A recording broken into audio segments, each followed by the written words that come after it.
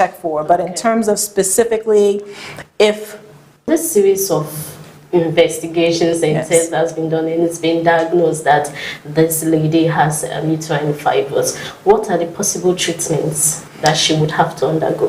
There are many different treatments for fibroids, including doing nothing, if you can consider that a treatment. I see, doing nothing. Okay. Yes. Some people may pick that option. Some people may pick that. So it may be the case that a woman may notice some symptoms. Okay. And let's say there's another cause for the symptoms. So for example, irregular bleeding or heavy menses.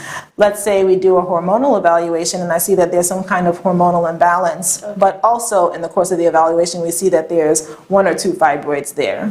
But they're small, there's only 1 or 2. So not that. Especially if there's significant abnormality found in the hormonal evaluation. So in that case, our focus would be treating the hormone on what has all the total evaluation is abnormal bleeding. And let's say she either is not interested in at the same time. So, there are other treatments. Women also frequently ask me, is there anything that can make them shrink and go away altogether? There are means to shrink the fibroids. It's uncommon, though, that they will disappear completely. Frequently, in fact, when a woman chooses surgery for fibroids, many times you may need to do a hormonal treatment. Again, if there is anemia and the blood count's low, you don't want to go into surgery with a low blood count. It just increases the risk of surgery and it makes the recovery less optimal, okay? So in that case, sometimes you need to give hormonal medication to stop the menstrual flow so they're no longer losing blood and allow the blood count to build back up to normal. And then thereafter you would do the surgery. So sometimes it's a combination of treatments that you will need to do based on the woman's condition. In terms of shrinkage, those medications you would give for about 3 months, and it does help the fibroids to shrink down to a certain extent. Not 100 fibroids out. We try and use smaller incisions to get the fibroids out. So when you pre-treat, when you pre-treat with those hormonal medications, it usually makes it more likely that a minimally invasive approach will be successful and that an open surgery may not be necessary. It's not always possible for all women, but in certain cases, treatments, I should say, which can help to shrink the fibroids and don't involve actually removing them. And sometimes even just shrinking them is enough to allow the woman to have relief from the symptoms, the heavy bleeding, the pain, the pressure.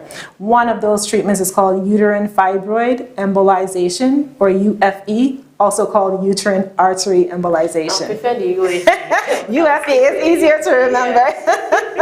And that is actually a procedure. It's not done by a gynecologist. It's actually done by a specially trained radiologist, the doctors that do the x-rays, CT scans, and all of that. And what happens is they will identify the major blood vessels, which are the uterine arteries, which is why it's also called uterine artery embolization.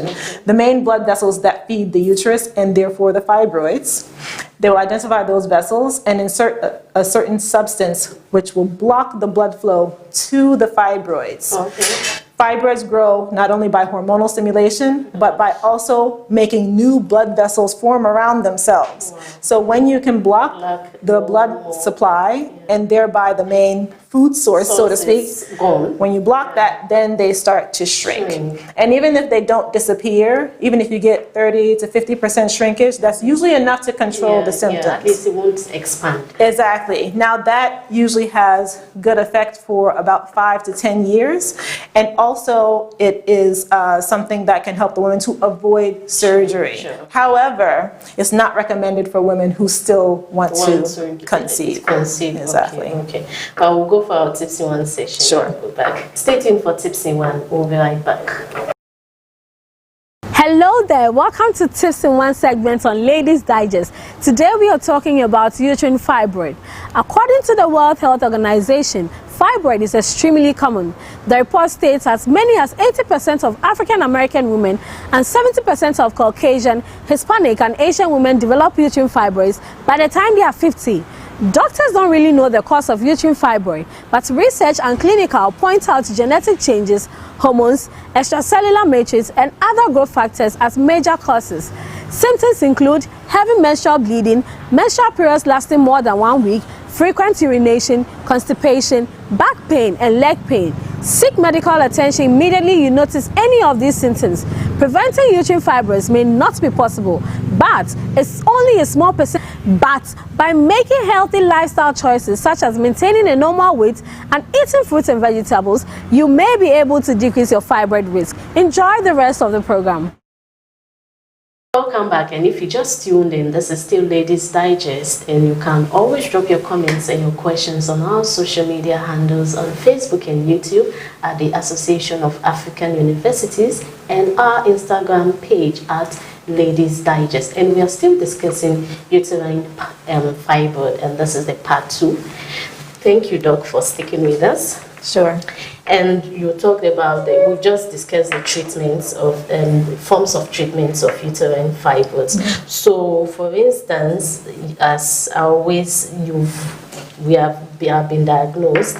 Can I just tell my doctor, for today I come to my gynae and I know I have the uterine fibroid. Can I just tell my doctor that, okay, doctor, tomorrow I'm ready for you to, if it's maybe, let's say it's the surgical one that yes. Can I just tell you that, okay, doc, I'm ready for treatments tomorrow? Is it possible? You can tell me whatever you want. Okay, it's my own. You can tell me whatever you want. Like but in general, we always want to prepare. Okay. Surgery is never a light undertaking. Okay. You know, any surgery is a major undertaking because it's anesthesia, medications that you will be getting that alter your blood pressure and your heart function, and also you're having cuts made on your body.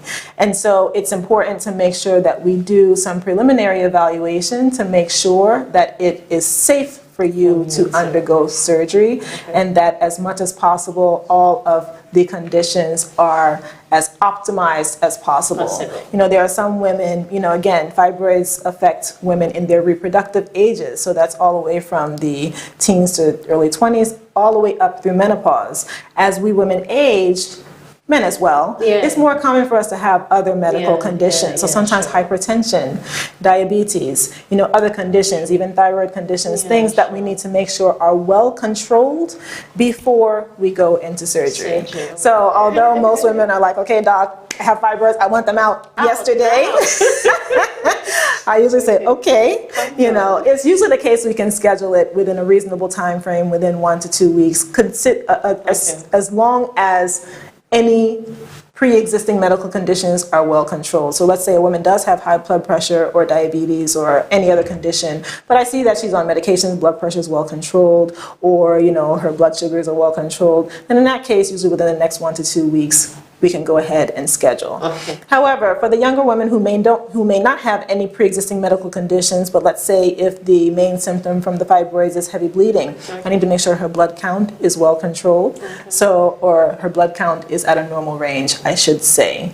Obviously, when you have surgery, you're going to have incisions made. You're going to have surgery for it. Sometimes there can be a lot of blood loss because, like I said, fibroids cause new blood vessels to grow around themselves. So if I do see evidence of anemia, I may say, you know, it's better if we build your blood. But prior to that, so prior to 37 weeks is the technical diagnosis of preterm labor. When someone goes into labor before then, that's preterm labor. That the larger the fibroids are, if a woman conceives with fibroids in place. Additionally, even if there's not preterm labor or miscarriage, as the baby grows, because pregnancy is a high